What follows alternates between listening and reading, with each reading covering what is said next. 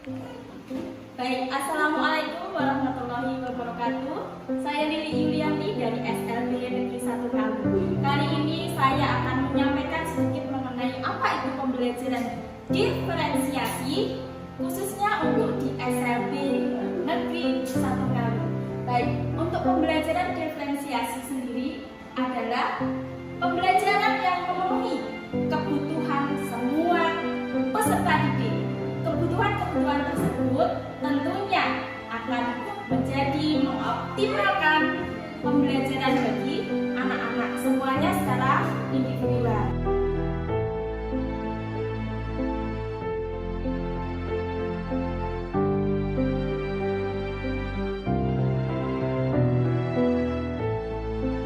Pembelajaran diferensiasi untuk anak-anak terutama kita harus mengidentifikasi terlebih dahulu kebutuhan dari anak-anak semuanya.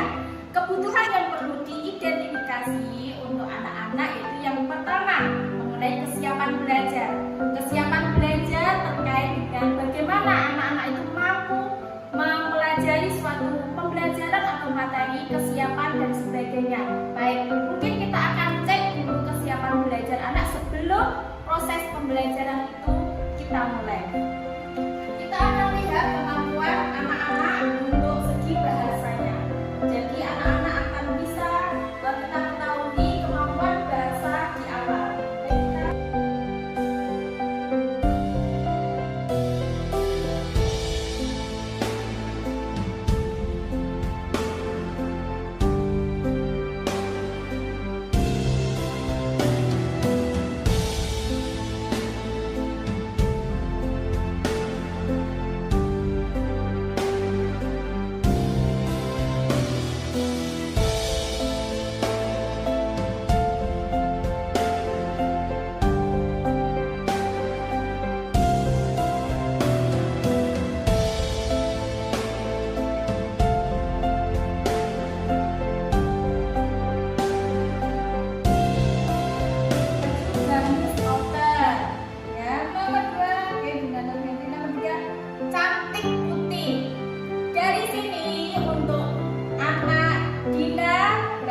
Komposisi kalimatnya sesuai dengan SPOK-nya belum memahami dengan begitu baik. Oke, kita lihat.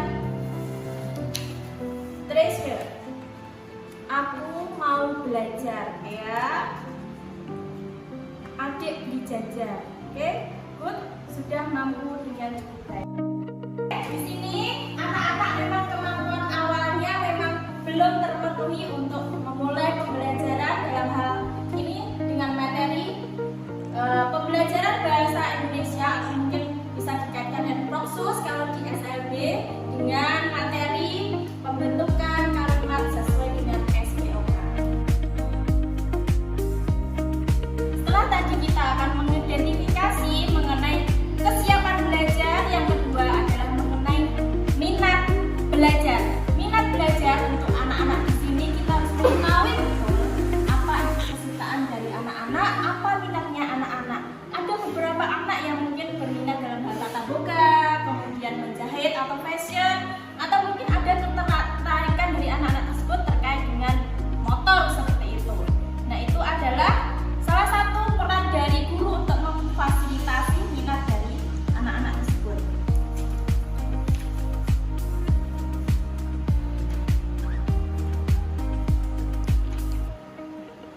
Yang ketiga adalah mengenai profil dari siswa tersebut. Bagaimana kita bisa mengidentifikasi profil siswa? Tentunya kita dengan melakukan kegiatan asesmen seperti itu. Anak-anak mungkin akan cenderung dengan gaya belajar visual, kinestetik, auditori, atau campuran dari ketiganya. Dalam berdiferensiasi dalam suatu kelas, seorang guru akan melakukan diferensiasi di 3 hal. Yang pertama yaitu diferensiasi terkait dengan konten. Dalam hal ini mungkin akan berhubungan langsung dengan tujuan pembelajaran tersebut. Mungkin bisa dengan guru menyampaikan dengan berbagai media belajar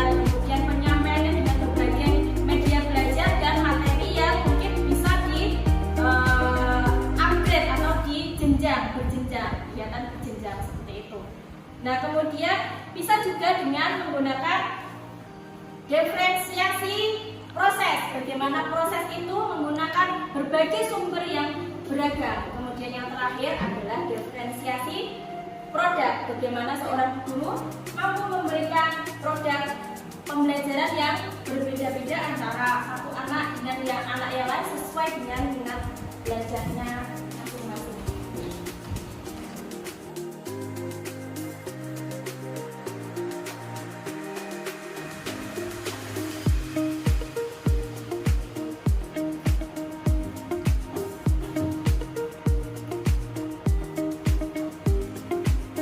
Hal yang terpenting dari sebuah pembelajaran diferensiasi adalah lingkungan yang mendukung antara anak dengan anak saling menghargai, saling menghormati, dan saling membantu satu dengan yang lain. Kemudian guru, siswa, anak guru, semua lingkungan sekolah yang saling mendukung adanya perbedaan, adanya diferensiasi, adanya kebutuhan anak-anak yang beragam.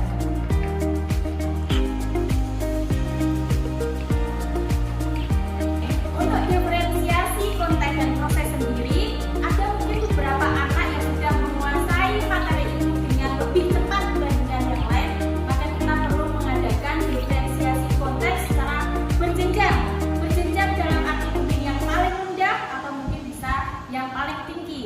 Mungkin kalau dalam tabel equalizer itu bisa menjadi yang paling sederhana sampai yang paling kompleks dengan berbagai media dan sarana prasarana yang berbeda untuk dalam proses pembelajaran.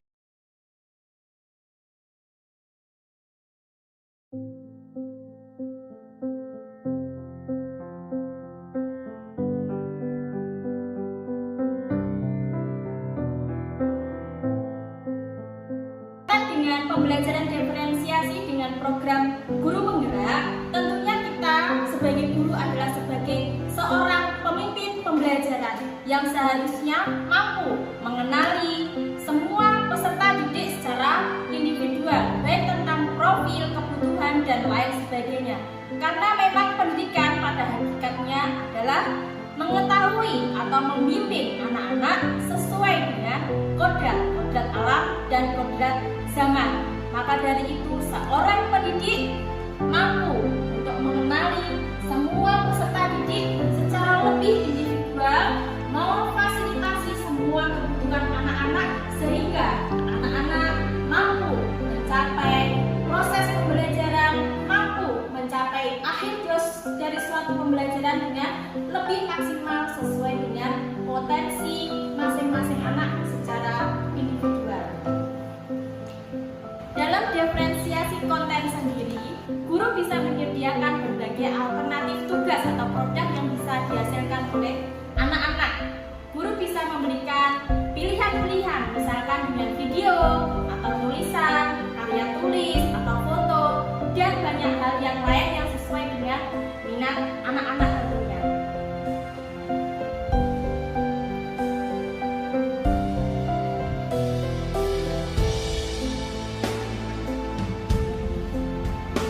Oke, baik. Dari saya